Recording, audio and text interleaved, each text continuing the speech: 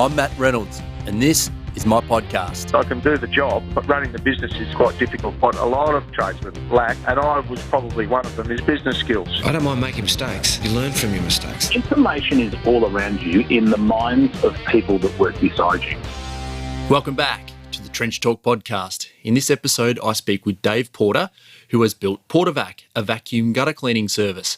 Picture a huge industrial-sized vacuum cleaner mounted on the back of a truck with an oversized hose that can extend up onto roofs to clean out both rooftops and gutters. That's exactly what Dave and his team do.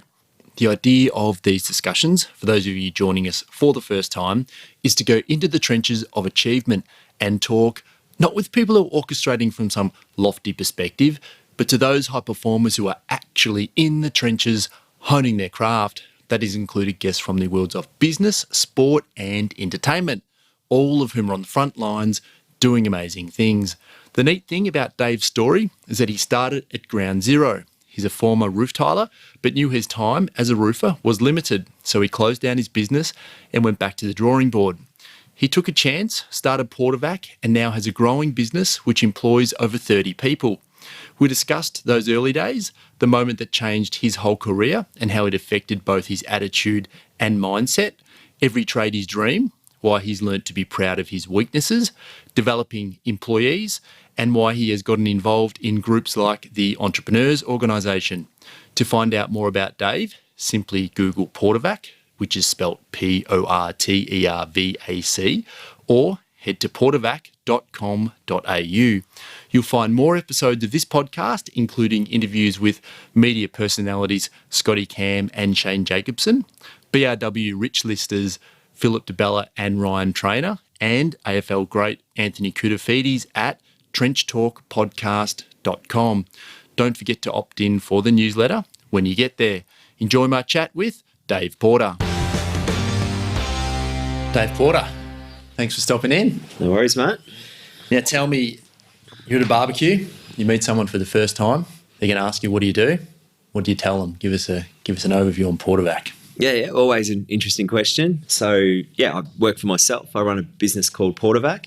So PorterVac is a vacuum gutter cleaning and roofing specialist. So we run a fleet of the vacuum gutter cleaning trucks, as well as very active in the roof repairs and restoration side of things as well. So basically a roof maintenance business is what we run. Maintenance business. And you work Australia-wide, so it's a pretty sizable operation? Yeah. Look, predominantly, Melbourne's our biggest branch. That's where we started. We've also got Sydney and Queensland as two smaller branches. We're Melbourne, Sydney, Queensland at the moment. So, yeah. Cleaning gutters. So you built this, I know, from scratch.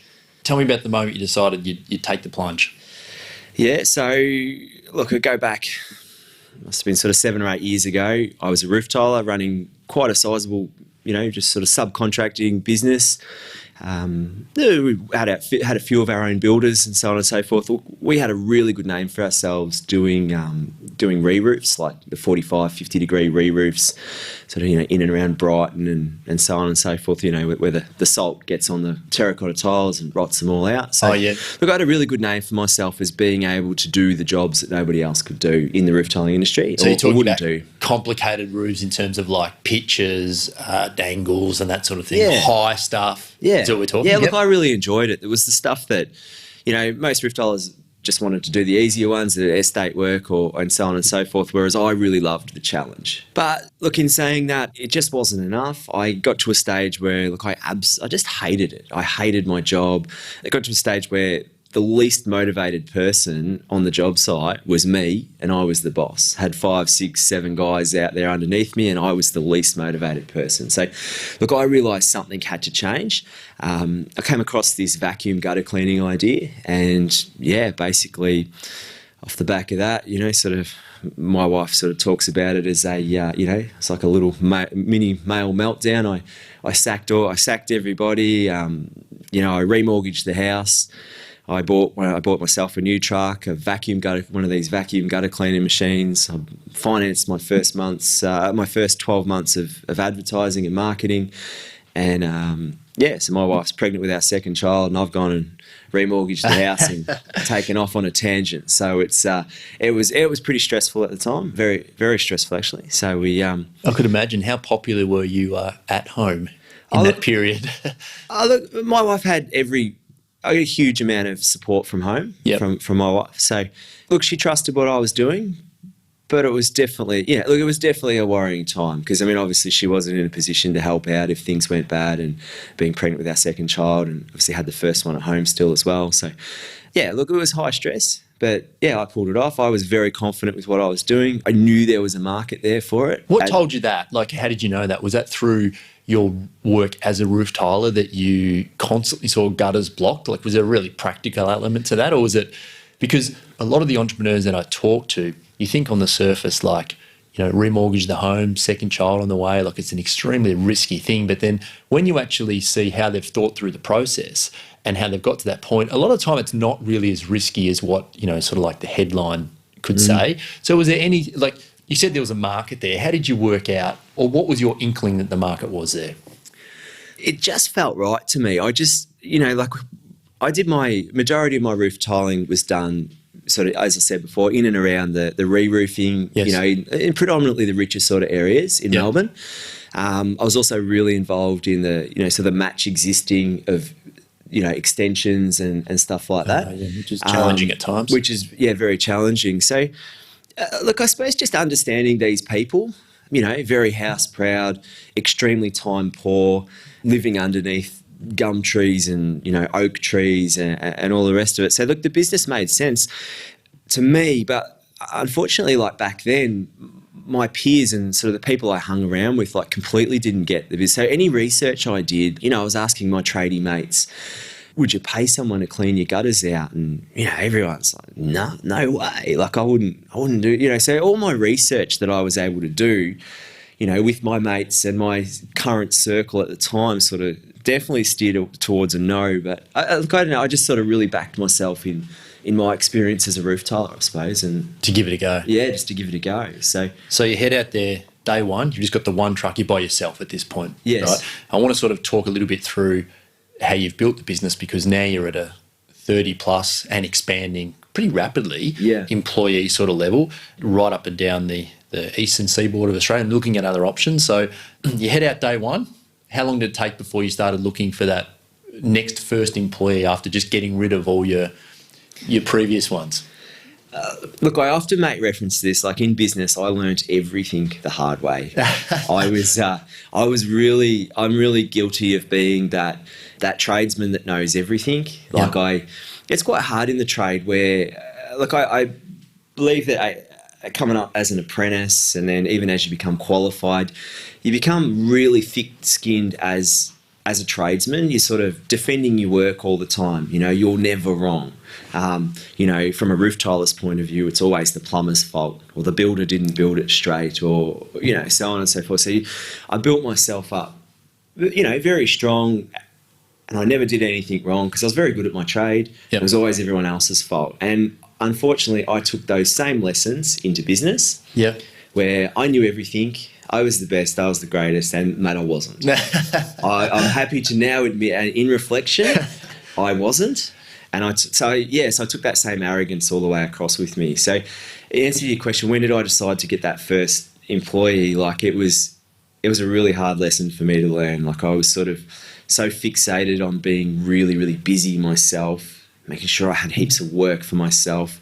So what I did was initially I started out just with a subcontractor. I had a mate of mine who was, sort of in and out of work. He was actually living in a chuka that wasn't working out so well for him. And what he would do, I could call him the week before. I'd organise 2 or 3 days, and he'd come down. He'd do the 2 or 3 days here, and then he'd go back to do a couple of days in a chuka. It was a win-win for both of us. I'd pay him a percentage of what he was earning, and look, that was sort of my step. We went along doing that for maybe 12 months or more. So keep in mind, I'm an extremely inexperienced businessman at this stage. Extremely. I can't stress that enough. Thought it was all about being busy. It was, or keeping myself busy. So he'd come down. Look, and I suppose that the actual changing moment is when he said to me, I had the flexibility. I could use him, 2 or 3 days here, and then, he'd go back to do a couple of days in a chuka. 2 days, or I could use him 5 days sometimes. I could not use him at all. Yeah. So that was really good for me. But I suppose the actual challenge came when he came to me and said, look, I'm moving to Darwin, so I can't work for you at all anymore. Yeah, right. That's a long way to drive each week. So I was, absolutely forced into the next stage, which was, getting the first employee. Lucky for me, the first employee came along and he was an absolute superstar. Oh, really? Yeah. Just struck gold. Hit gold right on the first one. So along the way, there's been a lot of luck too. I often wonder, I wonder if that first employee had been a dud. I wonder if I would have kept learning about business and kept persisting with it. But, I struck gold and he was really good. And so were the next couple that came along too, were really good too. So. And when did you realise you were onto a good thing? Because a lot of trade businesses they get a couple of guys on or girls on, and then they sort of really plateau for a while, whereas you've progressed pretty consistently through the years. Is that right? Do you know that the absolute changing moment for me was when I said to myself, I don't know everything. That was an absolute line in the sand. And I discovered personal growth, I suppose you'd say, listening, listening to, podcasts, I suppose, but, listening to motivational speakers, and I suppose just listening to people who had done it, came up with the idea that I need to start getting some professional help in this area. Right. So literally, it was a massive line in the sand. When I reflect on it, when I dropped the Dave that knows everything, that's always defensive and won't listen, won't let anybody in. When I dropped that, you can put the profit and loss next to it, and you can see it. You can see it. Yeah, right. That's interesting, isn't it? So obviously, I started engaging, business coaching, and I started going to events. I started talking to people. I started becoming a massive believer, of the. Someone said it to me years ago, you're an average of the 5 people you hang out with the most. Oh yeah, yep. I remember sitting down working that out. I'm like, oh my gosh, that's right. Yeah. Well, that's easy. You just got to hang out with rich people. You just got to change that somehow. So, so that was go back to a complete changing moment when I started engaging help, I suppose. Okay. And that's probably, and it was through that help that I started realising, hey, maybe I am onto something. Okay.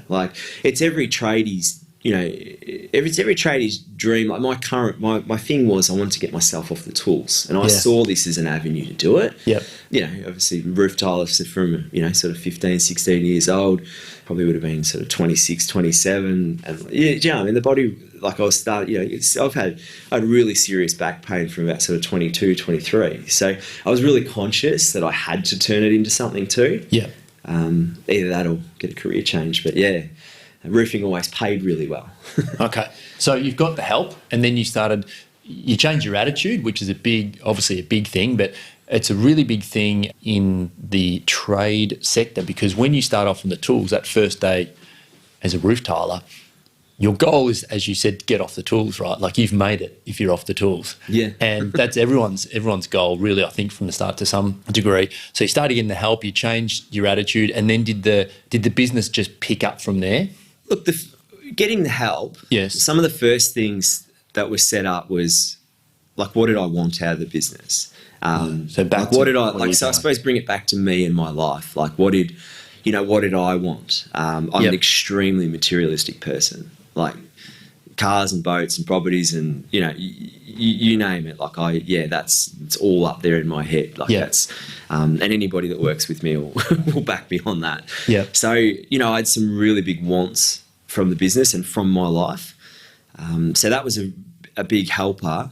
But so I suppose we drew it out, what did I want from the business from a personal and lifestyle? What was I doing in the business? What did I want to be doing in the business? And it's a really interesting exercise, and so many business coaches and alike will sort of start the first meeting with the same.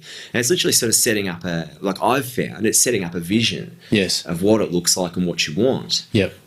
Then literally just working it back. And holding yourself accountable to finding a way of holding yourself accountable. For me, it's been professional help. And making sure that what you're doing on a day-to-day basis reconciles with where you with your long-term goal. Yeah, which is sounds very simple and basic, but it's amazing how many times we can catch ourselves, right? And they can be a little bit off course, right? Yeah. I mean, and still, even today, like I haven't got it worked out by any means. Like, Yeah. I'll happily admit that. You get caught up in the day to day. And I suppose it takes that sort of every month, that reflection of, hey, what did I do last month? Is that aligned with the goal? Could I have used my time better? And I would say every month I get to the end of the month and yeah, absolutely, I shouldn't have done this, I should have done that, I suppose being aware of it each month, then nearly setting the goal for the next month. So you can course correct along the way, which makes total sense. Yeah. So you keep growing. Let's fast forward a little bit to sort of where you are now. Can you talk a little bit about the size and roles within your business now? Yeah. Because 30 plus people running around all over the country, it's not just a matter of adding numbers, is it? You've got to fill key positions and they've got to be the right people and all that sort of stuff. So how have you gone about getting those people? Yeah, consistently that's the hardest game, is the people game. That's my biggest struggle, getting the right people into the right positions. And anybody who thinks they've got that mastered, I'd love to talk to them. That's why I called you in. You're not the right guy. Look, I don't think I'm too bad at it, but I definitely haven't got it mastered. Look, I suppose it's sort of in tying with your last question you asked too. Like I recognise my strengths. Okay.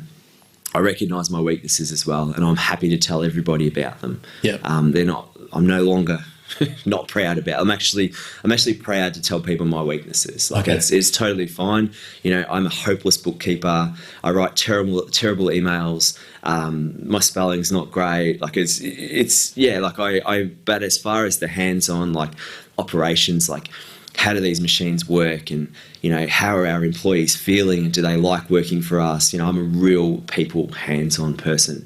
So it's been, as the business has got bigger and bigger, I've obviously focused more and more on my strengths and what I'm good at. Yeah. I've put people in behind me I've got an amazing general manager, Braden. He literally anything, computers and technology and, creating a system that, the schedulers put all the jobs into the systems and it goes out to the guys, and I suppose systemizing that part of the business, like that's been really, really fundamental.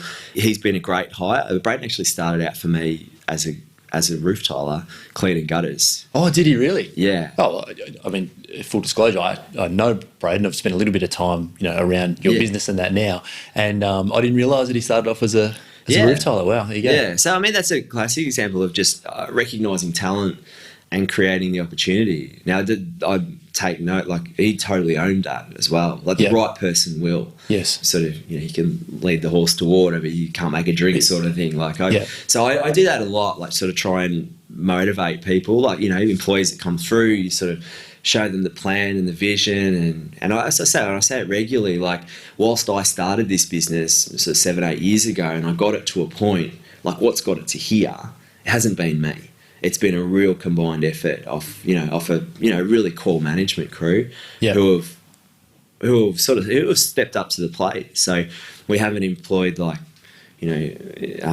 experienced general managers or experienced. So we've just sort of learnt as we've gone along, and we've all grown together. So you've basically brought employees within your business through to those senior management positions. Yeah. Yeah. Does that come with a fair bit of satisfaction to see them grow? Because it's a big step, to use Braden as an example, to come off the roof tilers and onto implementing all the systems as you talked about. So do you get a lot of satisfaction out of seeing, young men grow through that period of their lives? Like that's a classic one, that one. But even a lot of these guys, like I employ roof tilers, and traditionally roof tilers, they haven't been all that well looked after. It's traditionally a subcontracting arrangement out there. It's only got to look like raining, and they get told to stay at home, and their super hasn't been paid, and they've been using their own vehicle, and they've bought materials and haven't been paid back for it, and it's pretty rough out. It is pretty rough. Not in all situations, don't get me wrong, but as a whole, it's pretty rough out there. Yep. So look, it's been great to bring a lot of those guys through.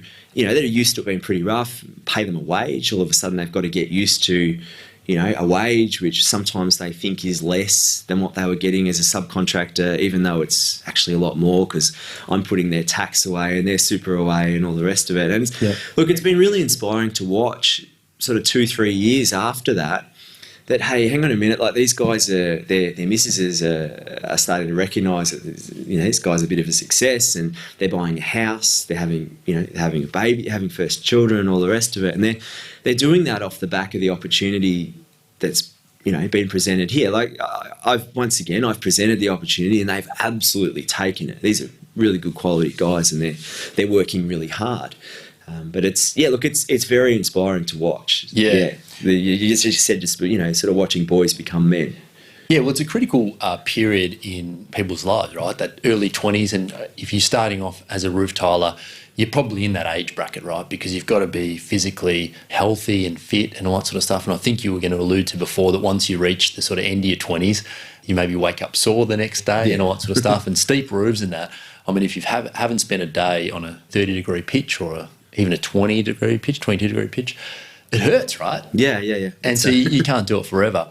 I know for myself that when I recognised in my own business that to invest in those people through that period, and you almost got to, well, for me, I'm not talking for you, but for me, it's almost like the quicker you can train them and get them out, if they choose to go that way, the more that everyone gets benefit. Does that make any sense? Yeah. Rather than this mentality of trying to almost hold on to people. You want to invest rather than stifle that growth. Does that make sense? Yeah, absolutely. Yeah, it's I think that's what you just said there. That's a key word, is invest. Yeah. Like investing in them. Like, like part of what my journey was through the professional help and all the rest of it. Like, business coaching and the like. Like I do that for my people too. Yes. Getting them in front of great people to listen to, or I suppose even just inspiring them with books they should read or people they should listen to.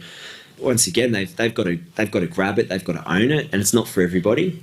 Like not everybody's gonna, some people just want to go to work every day, and that's fine. I've got so many I've got so much that needs to be done. If the guys just want to go to work every day and just do their job and do a really good job, that's awesome. Like there's, not everyone's going to be the manager or the owner or the so on and so forth. So there's I place equally as much importance on those sort of minor roles as I do in the management roles as well. So they're all vital to keep the overall wheel turning and accelerating, right? Yeah, absolutely, yeah. So we were talking a little bit before we started. You've expanded interstate, we've said a couple of times, but you've found some real differences between the Melbourne market and, for example, going into Sydney. Yeah. Can we talk a little bit through that? Because you thought initially you were going to pick up your business and just and put it in Sydney, but it hasn't quite worked out that way. Do you want to talk through a little bit about that? I suppose that's the thing about me. Like I happily admit my mistakes these days. So look, we running quite a sizable business in Melbourne, which I feel quite successfully. Yes. And the next most natural step was to take it to Sydney. We sort of arrogantly sort of said we're so good here. Well, let's go take it up there. So. We've learnt so much up there. Like Sydney's very, very different to Melbourne. The traffic is just, oh my gosh, like, yeah. So yeah. But look, ultimately the undoing of Sydney's has been around the people and the relationships that we hold, with those core people. Employing people in Sydney is very, very different to employing people in Melbourne. They just don't seem to be around. They don't seem to be there in Sydney. Oh, so there's no one to employ. There's no one to employ. Right. So look, we're in Sydney for about 2.5 years. Yeah. And look, we're still there. Yeah. But we had to change the model. We thought we were just going to build the business we've got in Melbourne was going to be exactly the same in Sydney. It's just not going to be. We've had to totally, rejig our ideas and what we're going to do.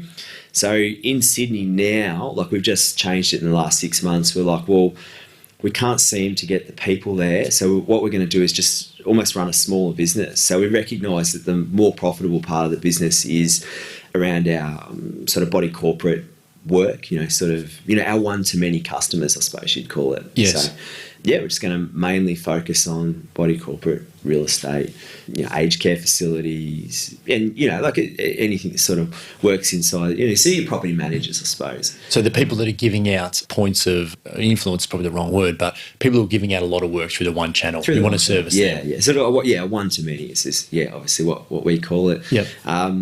Keeping in mind that that's what drew us to to Sydney in the first place was off the back of some really good relationships that we had here in Melbourne. We're doing a lot of work for, obviously, sort of asked the question, would you be interested in doing Sydney and obviously Queensland as well? Yep. Off the back of those relationships, that's what drew us to Sydney and Queensland in the first place, and probably drew us to Adelaide as well. Yep. Is those sort of customers. Okay. Sort of repeat work. It's not as, domestic market's sort of quite reactional, I suppose. So, there's a big storm hits and all of a sudden you've got mates you didn't even know you had.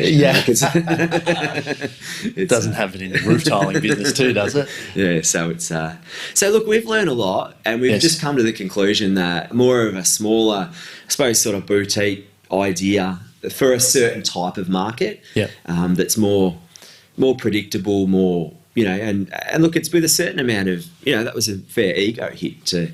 I've been trying for 2.5 years to do it in Sydney, and we've had to really, really sort of almost scale it down a bit. Okay. Ultimately, until we find the right people to gear it up, I do actually think that eventually the business in Sydney will be as big as the Melbourne business, but not until we find those right core guys for Sydney. In saying that, like, I'm in Queensland, we have that. We have those core guys. Hence the reason, and anybody I sort of talk to says that Sydney is completely different and isn't surprised by the fact that I've really struggled in Sydney. I haven't struggled at all in Queensland. Like, we've been able to hire, got good people, and it's just totally different market. It's like a different country. So would you go about it a different way? So you sort of went there and then had to get the work and find the people in Sydney. So would you do it differently next time? Would you just wait until you found those key people and then go on off the back of them? Yeah, I'll wait till I find the key people. Okay, and that's ultimately what we're waiting for in Sydney is is for the key people to show up, I suppose, and then obviously we'll invest and probably gear up again. So, look, currently it's been really interesting. Like, we still have a great business in Sydney. Yes, it's just different than what it is. It's just different than what it is in Melbourne. So one of the things that you've done a few times now is actually, which is normally aligns to much bigger companies, but you've acquired smaller businesses along the way in the same line of work, this vacuum gutter cleaning. So why did you do that, and how have you been able to do it successfully? Because that doesn't happen an awful lot with smaller trade businesses. Yeah. Look, it wasn't something I was actively looking for. Okay. On the same take, I wasn't not looking for it either. Look, the opportunities have just sort of presented themselves, and I think that's part of, it's almost like recognition, I suppose, of getting the business to a certain size and what it looks like to outsiders and so on and so forth. But it's been good. It's probably just been around the opportunity. Yeah. The opportunities have presented themselves. They've looked really good, and we've gone for them. So that wasn't a sort of like a strategy that you had to build your business. It was more an opportunity that's come up a few times, and it's just worked out to. It's just made sense. Yeah, okay. For the money out versus money back in, and sort of even picking up assets like sort of being utes and these gutter cleaning machines and customers and so on and so forth. It's just really made sense. I mean, obviously the one that we were speaking about earlier, obviously is the relationship between me and you. Is obviously we have a friend in common, Russell, and so Russell actually was running his own business, one man show, very very good at extremely good at what he was doing, and had a business more around the commercial, body corporate, one-to-many customers. So me and Russell obviously got together, and this has been the one that's probably worked out the best. Russell's run a great business, but it wasn't delivering for him what he needed to deliver. Yep. He wasn't sort of going to go out and make a massive business himself. So obviously, we did a deal, combined the two businesses together. He obviously combined his business with our bigger business. Russell actually works for us full-time now as a business-to-business salesman. That's been still to this day, has been a real win-win situation. Me and him regularly talk, try and sort of talk every month or so about about it, what it looks like, and make sure it's sort of feeding both of us and what we both need. So that's worked really, really well. We've been able to sort of he's obviously come off the tools completely and is working full-time with what I think is his number one strength. And that's it's obviously in sales and relationships and business to business. So for you personally, what's your biggest challenge at the moment? People. Yeah.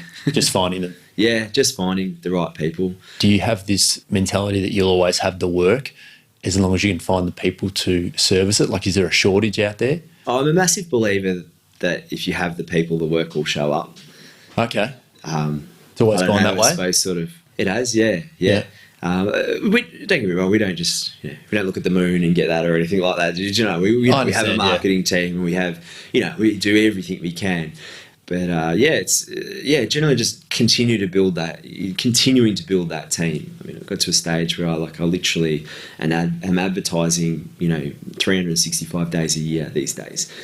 For good talent. Like, if I might not even need somebody, but if somebody amazing walks through the door, they'll be working for PorterVac tomorrow. Yeah. Seize the opportunity. I'll just cop that as an expense until I plug them into the right positions. Yeah. Okay. So it's that critical and hard to find the people that you'll take that risk from time to time, just because you take a much more longer term view than the next week on it. Yeah.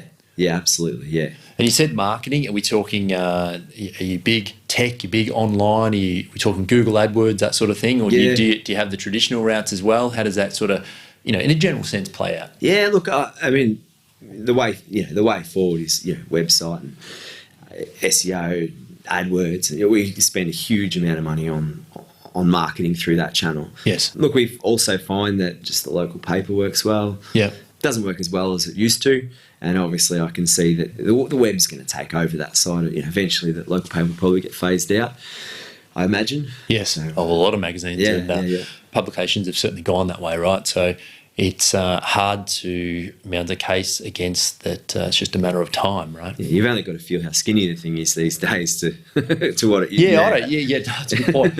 I picked up a newspaper for the first time in a long time the other day, and it was only like 50 pages thick. I was like, where's the second half of it? Like, it's all gone. So times are changing, that's for sure. Do you ever struggle with this concept of constantly being in uncharted waters in terms of growing? Because yesterday you did something you probably had to deal with the day before, and tomorrow will be the exact same situation again. The business you'll run next week is going to be bigger than what you ran last month, which comes with a new set of skill sets and all that sort of stuff, I'm assuming. So is that something, are you comfortable with the growth now? Is it have you slid into that sort of area where you're comfortable being uncomfortable from that point of view? I've always loved being uncomfortable. Oh, so you actually like that feeling? Yeah, I like that feeling. I like people pointing out my flaws. What started out in my career as refusing to hear any of it now is just a complete opposite these days. Yeah.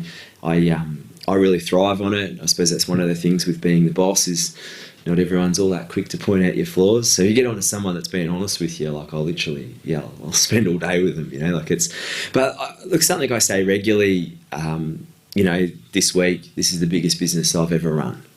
Yeah, that's what I was alluding to. Yeah, in a month from now, that'll be the biggest business I've ever run. Month after that, you can keep saying the same thing over and over again. Yeah. I'm not a sort of a proud person or anything, I don't sort of float my own boat ever and just sort of, tell everyone about how I've got it all down pat. Man, I don't. You don't, yeah. I do not have it all down pat. I'm, where they say fake it till you make it. It's Yeah, no, that's why I asked about being uncomfortable, because most business owners are in that same bucket, right? You've got to get comfortable with being uncomfortable in order to grow, because a lot of people struggle with not knowing.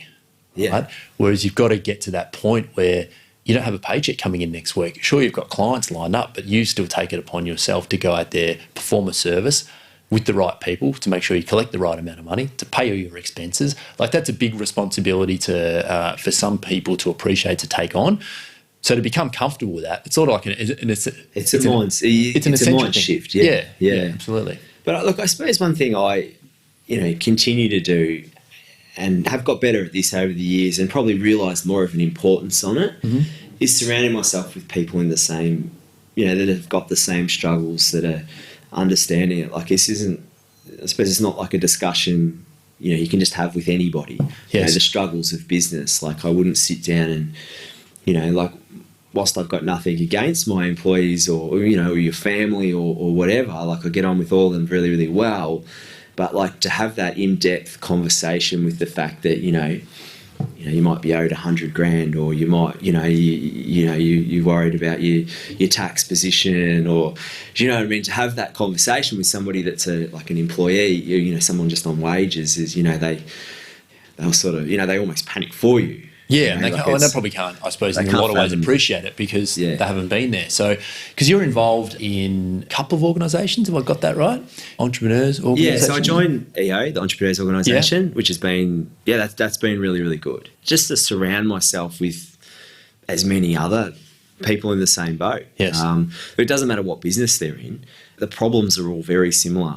Yeah. And a lot of the business, like there's sort of like, there's cut-offs for like revenue cut-offs, so that you haven't got startups or anything like that in there. Nothing against startups. Like, yes. I've obviously won once. Yeah. But, so there's quite, generally speaking, quite substantial businesses in there, right, and all going through the pains of business. So very easy to learn off other people's mistakes than to go out there and make the mistake yourself. And that's one of the biggest things that I'm drawing from this EO network. So where's all this going? The business, you're still growing at a rapid pace. Have you got is there a star on the horizon you're shooting for, or where does this end? Well, look, the goal was always to build a national business. Okay. It stopped being about money a long time ago. Yeah. But that's the goal, is to build a national business. Okay, and have a national brand. And have a national brand, yeah. Is there anything that you do outside of work that you think allows you to perform your best inside of work? Are you, in terms of exercise, diet, anything, avid golfer? What do you do for relief?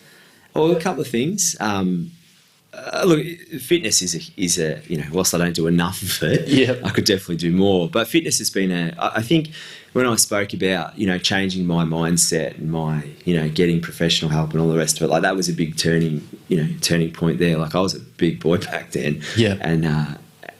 And starting to become fitter and recognising the importance of the body being fit was a big mind change as well. Yeah. Obviously not as focused on it as I'd like to be, but I do place a huge importance on that. Look, the other thing that's really great, like I have an amazing support at home too. Yeah. It's funny how often this comes up too. Like I think that is so crucial that both husband and wife have got to buy into it. Yeah. I'm obsessed. There's no other word for it. I'm absolutely obsessed. It's like a drug, just about. With the business? With the business, yeah. Yeah. And is your wife involved in the business at all on a day-to-day basis? No. So you're totally separate? Totally separate. We learnt that years ago. We were amazing husband and wife, absolutely hopeless business partners. Yeah. Okay. Yeah, no, so completely, my wife is at home with our 3 kids. Yep. And she runs her own sort of personal training business. Okay. Just sort of part-time around the kids, which works really, really well for her. But you've been there. Sometimes you get home from work and you've got you will bring the troubles of work home. Well, yeah, I think it's something we all try not to do, but we do. Yeah. Oh, absolutely. Yeah. And sometimes you can't. It's very hard not to, as you say.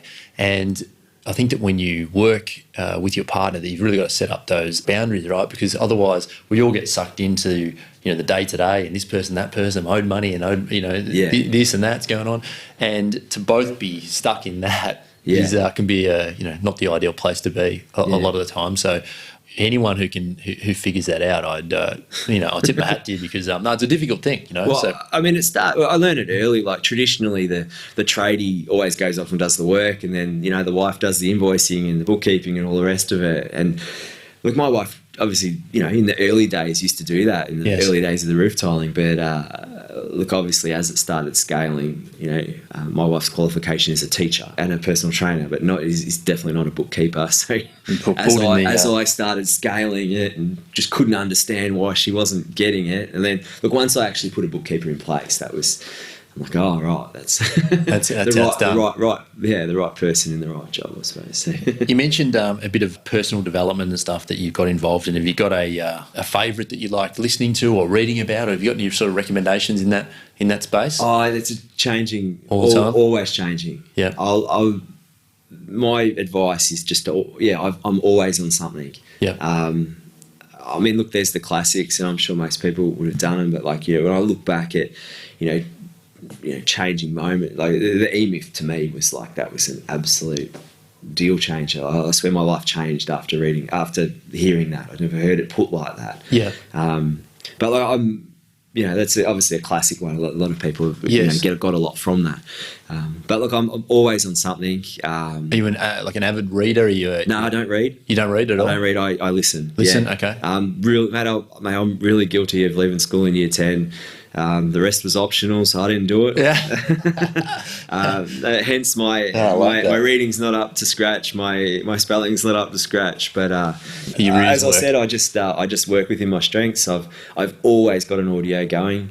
Who I've been really into at the moment is Grant Cardone. Cardone, I think. Oh, yeah. I've been really into that lately. Yeah. But ever changing. Okay, cool. Yeah. So it's just that constant learning and keeping you I've always your got ear to the ground. something I'm listening to. I suppose running the business between 3 states as well. I do obviously a bit of time either on the road or in the plane. So it's always good to, organise it the day before. Right, you're spending 2.5 hours in a plane tomorrow. What are you going to listen to? So I'll make sure I've got it downloaded and ready to go. So that's effective awesome. use of time, I suppose. Just a couple more questions, Dave, and we'll wrap it up. But a question that I do ask everyone, if you could have one law changed or implemented, what would it be? Yeah, you sort of pre-warned me on this one, which I was. I thought I sort of really struggled on this one. Look, the only one I suppose is a frustrating law is the demerit points for the demerit points. I mean, I do a huge amount of Ks, massive amount of Ks. It's not unusual for me to be on the road 3-4 hours a day. Yep. It just makes no sense to me why I have the same amount of demerit points that my wife does, who drives. She does the school run. She might drive to the shops. So she'd be lucky to do 10 minutes a day. So probably a little bit of a problem for me at the moment, especially at the moment. But it'd be great to change that one. Maybe I could get I do double the amount of Ks. Maybe I could get double the amount of demerit points or something like that. That'd be a good one. There's an interesting angle. Now, if someone wants to get in touch with you or PorterVac, what's the best place? How do you go about it? Yeah, best it's Google PorterVac probably. Yeah, Comes up. Should come up. Yeah. Obviously that's PORTERVAC. PorterVac.com.au, I think is the website. Yeah, www.portervac.com.au. Yeah. Cool. Awesome, Dave. Is there anything you want to add, mate, before we wrap this up?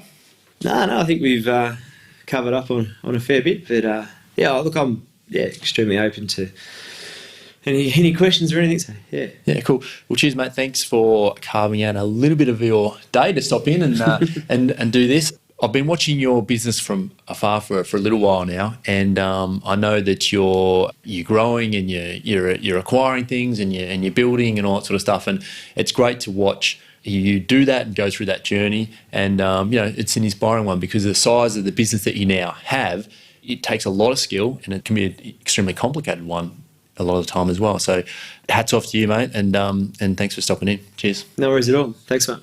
Hey everybody, it's Matt again. Thanks for listening. Just a couple of things before you guys clock off. You can get all Trench Talk episodes at xrm.com.au/podcast. You can also sign up for other goodies at the same site. Just plonk your email in there and you are covered. That's X for X-ray, R for Romeo, M for Mike.com.au/podcast. If you really like what I'm bringing you, please head to iTunes, subscribe to this show and leave a review right there. And lastly, if you want to contact me directly, type the @ followed by Mr. Matt Reynolds into your search bar and you'll find all the social links. Goodbye.